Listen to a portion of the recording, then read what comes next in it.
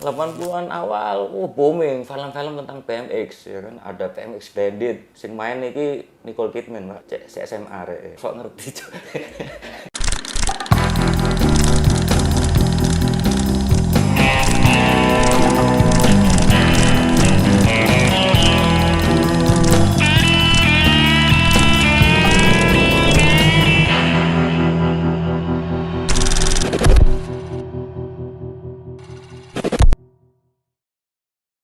Oke, masih di Anggitmu, Anggi Tukar Ilmu. Episode kali ini masih bersama saya, Anggi. Masih nggak jauh-jauh dari episode-episode sebelumnya, temanya masih tentang alat transportasi. Gara-garanya kemarin juga ini sempet ya, waktu itu di Surabaya ada acara Indonesia Vintage Festival. Sangat-sangat Pak, ya kan, barangnya antik-antik retro. Di situ juga ada sepeda yang menarik perhatian dan pertama kali aku naik sepeda juga ya sepeda ini. Aku berbicara tentang BMX. Yoi. Ya aku baru tahu sekarang sih. Dulu cuman penikmat aja karena juga masih kecil ya kan.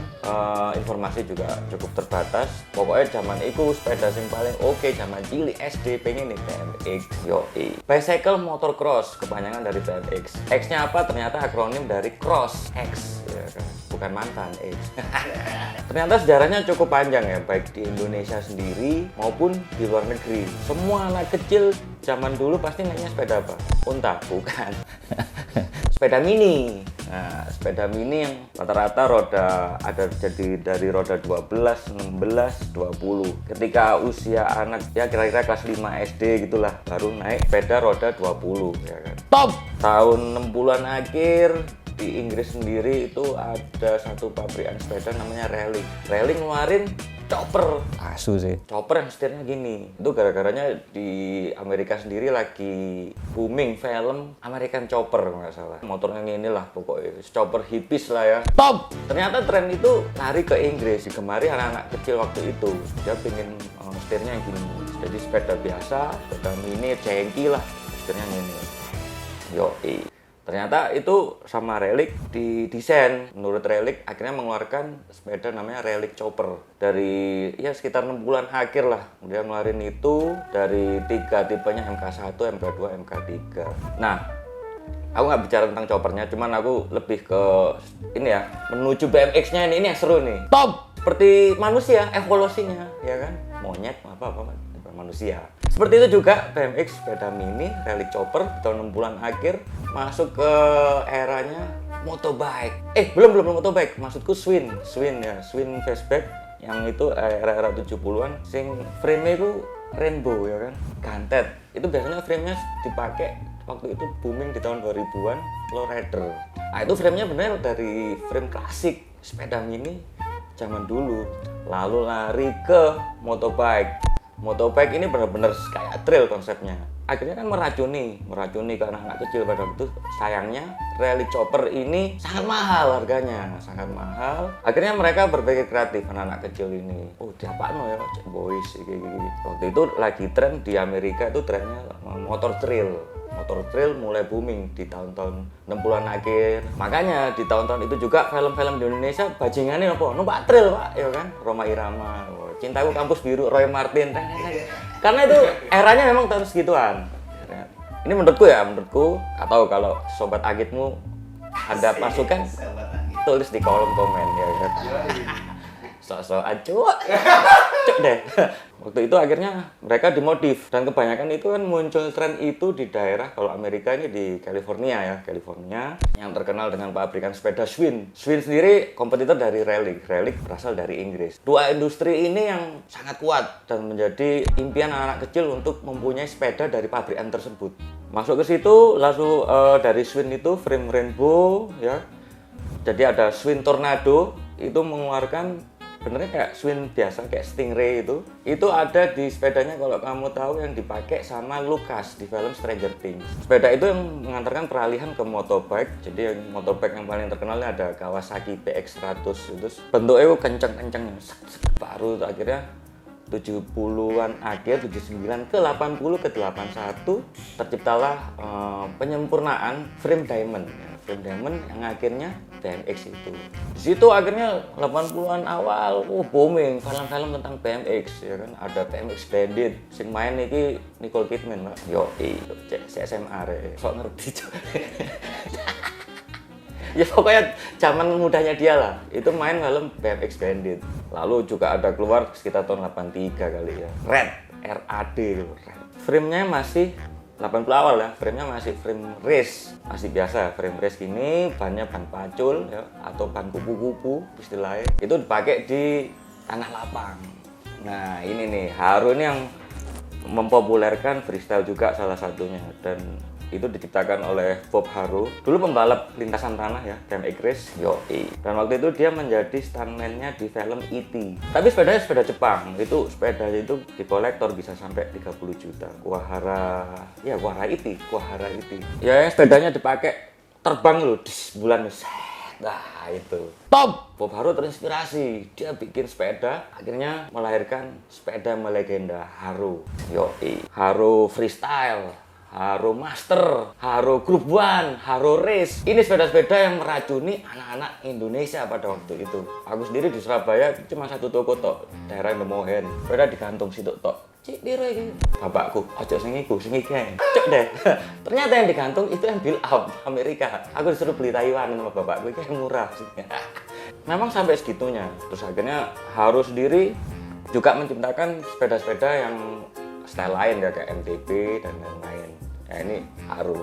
Lalu era 80-an, 90-an masih tren BMX masih terus berkembang. Film-film di Indonesia, film-film di Malaysia, itu wis gak karuan lah. Pakai sepedanya macam-macam lah. Ada yang relic burner, ada yang bahkan Taiwanan, Golden Eagle, Voltus itu Jepang, terus. Wim Cycle juga sempat. Wim Cycle, Giant ya sampai 90-an lah, 90-an sekian gitu ya. Ternyata sampai sekarang BMX ternyata sudah ini nyatu, yoi. Tren BMX naik lagi, apalagi kemarin ditandai dengan pandemi. Padahal sebelum-sebelumnya memang ada pemainnya, cuman memang bergerak sendiri-sendiri. Belum ada kayak sebuah event yang nasional lah ibaratnya, atau annual lah, kayak misalnya anak VW ada Jambore VW, Vespa ya gitu. Terus di pandemi ini akhirnya kan orang-orang wis sibuk dengan gadgetnya sendiri di rumah, browsing sepeda-sepeda dari yang MTB, karena kalau sepeda sehat cari ini ya kan, sepeda sehat untuk menangkal virus. Nah, ini yang buat toko sepeda laris lagi, naik lagi. Cek deh, harga bisa naik 4-5 kali lipat. Aku jual BMX, aku modal 2 juta, tak jual 7,5. Contoh kasus kayak bahkan artis-artis waktu itu Desta, Vino Bastian, Awkarin baru-baru ini sih ya, Awkarin. Terus ada Ricky Harun itu yang main, terus Gading ya kayak gitu. Terus Arman Maulana, Andi Rif.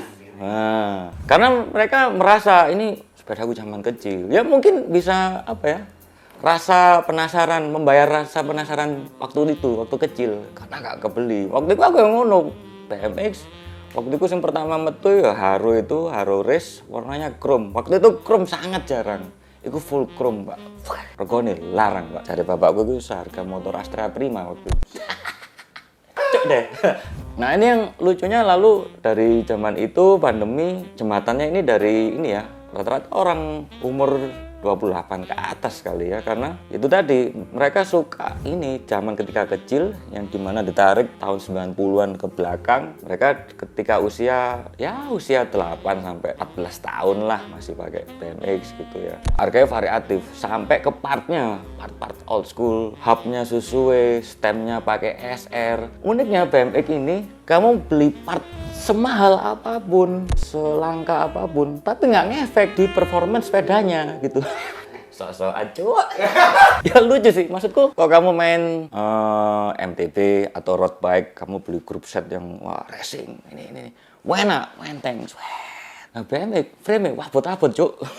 Tapi stylenya keren gitu kan. Wih, asik, Cuk. Tapi Cuk salah, pakai pelek plastik. Harganya juga macam-macam. Nah, kalau yang udah Jepang sama Amerika, kayak merek OGK Jepang, terus merek Skyway, ternyata harganya jutaan, coy. Plastik. Aku nemuin waktu itu sama old school BMX ya. Cerita ada salah satu pelaku yang maksudnya dari muda sampai sekarang dia udah tua, anaknya telu, sik nyekel BMX, gue ngomong, pelek Skyway iki mbiyen zaman aku cilik regoe iku 250.000. Itu udah mahal. Iku ngetesnya kalau plastik itu kuat, katanya dibanting sama yang jualan di tokonya. Salno tembok, syatiar. Gak apa-apa. Wah ini memang gak sembarang plastik, dan memang di freestyle juga itu sepedanya juga pakai velgnya plastik, velg bintang itu, tapi mereknya ancen sing gak main-main coy, yo kan. Yo ono rego ono rupa cuk. Nah, terus BMX Fest 2020 di Solo, Indonesia BMX Fest. Tetap mereka menggandeng ada anak freestyle juga, dan yang anak old school ini dibikinin kontes. Nah, dari sini nih mulai pemain gila-gila. Gak cuma anak kecil, wah, tuwek-tuwek pak, hobinya BMX. Jadi akhirnya kita bisa belajar juga sih di acara itu. Oh, sepeda ini ada ternyata. Oh, ini handle rem sing unik, terus brake set sing wah macem-macem lah, warna-warni. Keren sih, memang era 80-an, warnanya ngejreng-ngejreng. Dari acara itu kan banyak yang datang nih dari kota-kota, akhirnya tetap menjalin hubungan lewat sosmed segala macem, dan akhirnya di Surabaya sendiri ada Old School BMX Surabaya, ada Surabaya 80s BMX, dan payung besarnya sih BMX Surabaya. Ini diisi dengan teman-teman flatland maupun street ya, kebanyakan anak street sih. Jadi kalau yang sekarang perkembangannya sepedanya lebih pendek, frame-nya lebih enteng, tapi mereka pakainya brakeless. Jadi yang freestyle atau yang di street, istilahnya street atau flatland ini wis muter-muter segala macam. Kalau kamu pengen api-apian, sepeda olahraga ala kadarnya, mungkin BMX old school bisa jadi pilihan. Selain keren juga ada nilai investasinya. Lalu kalau kamu memang masih bertenaga ya kan, si enom ya, pengen flatland kan ada, bisa main flatland, atraksi-atraksi, atau main street yang di jalan-jalan ya, naik berem, awas diseneni Satpol PP tadi ya. So acuh. Yes, itulah keasikan BMX. Aku sih sebagai penikmat aja ya untuk old school BMX. Ya itulah, tinggal kamu nikmatinya gimana. Bisa kamu pingin beli misalnya kayak Kuara film IT itu, atau Stranger Things beli jadi, atau kamu bangun rakit satu-satu, bisa sekarang. Tinggal pinginmu kayak opo, sikat aja sih. BMX tetap menjadi sebuah tradisi yang kuat ya. Ya itulah dianggitmu. Terima kasih udah temenin edisi BMX kali ini. Kita bisa jumpa lagi di episode-episode selanjutnya, dan tetap sehat ya kan. Jauhi larangannya, dekati kesukaanmu.